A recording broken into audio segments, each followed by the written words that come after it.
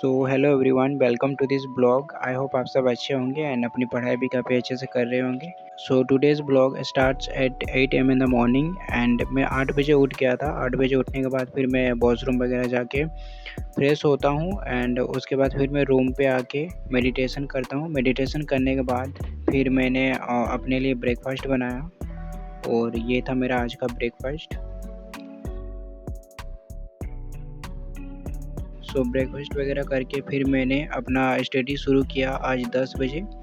और 10 बजे मैंने शुरू किया अपना वोकैबुलरी ब्लैक बुक से, जो मैं हमेशा करता हूँ। सबसे पहले वोकैबुलरी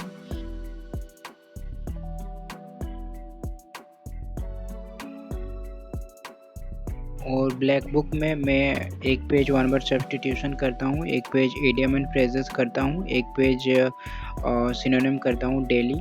और जैसे ही मैं आगे बढ़ता हूँ तो पीछे के एक बार रिवाइज़ करता हूँ। रिवाइज़ करने के बाद फिर मैं आगे का कोई न्यू वर्ड लर्न करता हूँ, क्योंकि जैसे-जैसे आगे बढ़ता हूँ तो पीछे के वर्ड्स माइंड से निकलता जाता है, तो इसलिए पीछे का रिवाइज़ करना भी बहुत ज़रूरी है। और मुझे लगता है कि वोकैबुलरी को याद रखने का यही एक तरीका है कि बार-बार मल्टीपल टाइम आप उसे रिवाइज़ करो। मल्टीपल टाइम जब आप उसको रिवाइज़ करोगे तभी जाके वो वर्ड आपके माइंड में अच्छे से बैठेंगे। नहीं तो फिर ऐसा नहीं हो सकता है कि आप एक बार कोई वर्ड याद कर लो और वो बस आपके माइंड में हमेशा के लिए याद रह जाए। तो बार-बार रिवीजन करना ही एकमात्र सॉल्यूशन है। इसलिए मैं बार-बार रिवाइज़ करता हूँ, फिर भूलता हूँ, फिर बार-बार रिवाइज़ करता हूँ। और अभी मैं वोकैबुलरी में 1000 तक तो पहुँच गया हूँ। आज मुझे वोकैबुलरी करने में कम से कम 1.5 घंटा लग गया, क्योंकि मुझे पीछे का रिवाइज़ भी करना था। और मैंने सोचा कि मैं रिवाइज़ करके ही मैं आगे कोई न्यू वर्ड याद करूँगा, तो इसलिए मुझे आज थोड़ा-सा ज़्यादा टाइम लग गया वोकैबुलरी में, बट कोई बात नहीं। वोकैबुलरी करने के बाद फिर मैंने अपना नोट्स रिवाइज़ किया और नोट्स में मैं आज जो क्लोज़ टेस्ट जिसके मीनिंग्स मैंने लिख कर रखा था, उन सारे वर्ड्स को मैंने एक बार रिवाइज़ किया, क्योंकि अभी मैं इंग्लिश में क्लोज़ टेस्ट का क्लासेस कर रहा हूँ। तो इसलिए मैं क्लासेस करने से पहले एक बार मैंने जो क्लोज़ टेस्ट कर रखा है उसका मैं एक बार अच्छे से रिवाइज़ कर लेता हूँ, सो दैट कि मैं जब क्लासेस अटेंड करूँ तो मैं खुद से सॉल्व कर सकूँ। और मैं एक बार वीडियो को पॉज़ कर लेता हूँ। पॉज़ करने के बाद मैं खुद से पहले आंसर्स टिक करता हूँ कि हाँ, इसका आंसर्स ये हो सकता है, इसका आंसर्स ये हो सकता है, और उसके बाद मैं मैम का सॉल्यूशन देख लेता हूँ। क्लोज़ टेस्ट में मैंने जितने भी पहले कर रखा है उसको मैंने एक बार अच्छे से रिवाइज़ किया। और साथ ही साथ मैंने ग्रामर का भी एक चैप्टर रिवाइज़ किया, वर्ब को। थोड़ा-सा मुझे ग्रामर में वर्ब चैप्टर ही थोड़ा-सा डिफ़िकल्ट लगता है, क्योंकि उसके काफ़ी सारे रूल्स मेरे माइंड से काफ़ी बार निकल जाते हैं। मुझे बाकी चैप्टर्स में इतना ज़्यादा दिक्कत नहीं होता है। आई मीन एक बार अगर मैं पढ़ता हूँ तो वो चीज़ माइंड में काफ़ी अच्छे से रहता है, बट वर्ब्स चैप्टर का जो रूल्स है वो मेरे से बार-बार मेरे माइंड से निकल जाता है। इसलिए मैं वर्ब चैप्टर को थोड़ा-सा अच्छे से रिवीजन करता हूँ, सो दैट माइंड में उसके रूल्स याद रहे।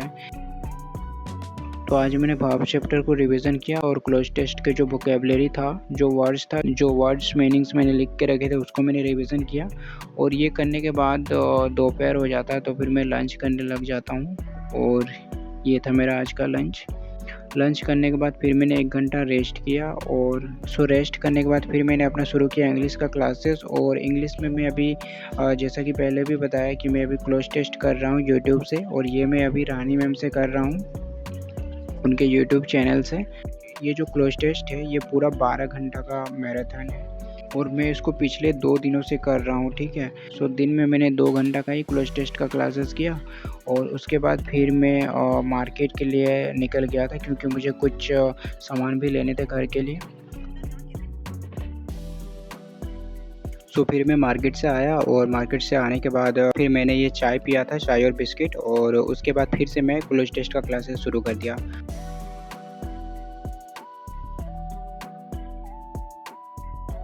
और इस क्लासेस को मैं पिछले 3-4 दिनों से कर रहा हूँ, लेकिन 2-2 घंटा, 1-1 घंटा करके कर रहा हूँ, तो मुझे काफ़ी टाइम लग जा रहा है कंप्लीट करने में। इसलिए मैंने आज सोचा है कि आज मेरा रीज़निंग का भी क्लासेस करना था, लेकिन मैंने सोच लिया था कि आज मुझे रीज़निंग के क्लासेस को नहीं करना है। आज मैं इस इंग्लिश के इस क्लोज़ टेस्ट के क्लासेस को ही फिनिश करने की कोशिश करूँगा।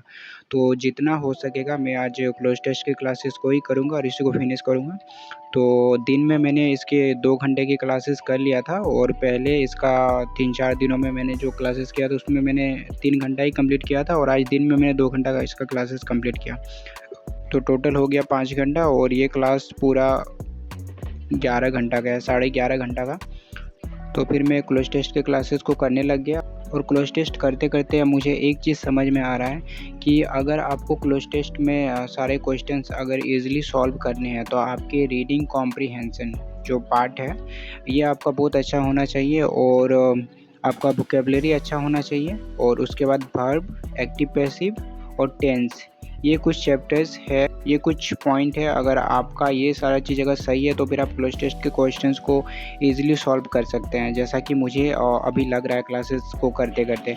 तो मैं रीडिंग कॉम्प्रिहेंशन के लिए एक जो इंग्लिश माध्यम का जो ऐप आता है उसमें एक पैसेज आता है, उस पैसेज को मैं खुद से पढ़ता हूँ और उसके बाद उसके जो 25 क्वेश्चंस होते हैं उस 25 क्वेश्चंस को मैं सॉल्व करता हूँ। तो उसमें मेरा अभी कभी 13, कभी 15, कभी 17 ऐसे क्वेश्चन सॉल्व हो जाते हैं। एंड मुझे लगता है कि क्लोज टेस्ट जो अभी मैं कर रहा हूँ तो मेरा वो जो रीडिंग कॉम्प्रिहेंसिव जो मैं इंग्लिश माध्यम के ऐप से करता हूँ उससे मुझे काफ़ी इम्प्रूवमेंट देखने को मिल रहा है। क्योंकि अभी जैसे मैं क्लोज टेस्ट करता हूँ तो पहले मैं एक बार क्लोज टेस्ट को पॉज करता हूँ और उसके बाद मैं पहले खुद से सॉल्व करता हूँ। 5 क्वेश्चन जो होते हैं उसको मैं खुद से सॉल्व करता हूँ कि हाँ इसका ये आंसर हो सकता है, इसका ये आंसर हो सकता है।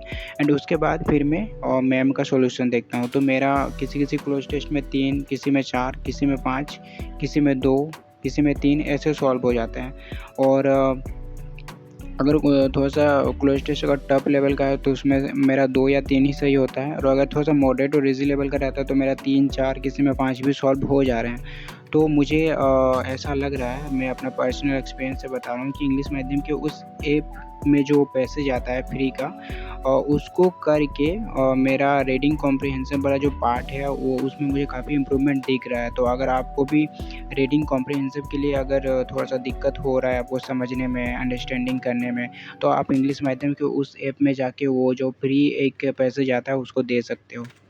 ठीक है, तो इस क्लासेस को मैं फिर कंटिन्यू किया और आज मैंने 11 घंटे की क्लासेस में से टोटल 8 घंटे का क्लासेस कंप्लीट कर लिया। ठीक है, तो इस 8 घंटे की क्लासेस को यार ख़त्म करने में मुझे रात के 12:30 बज गए।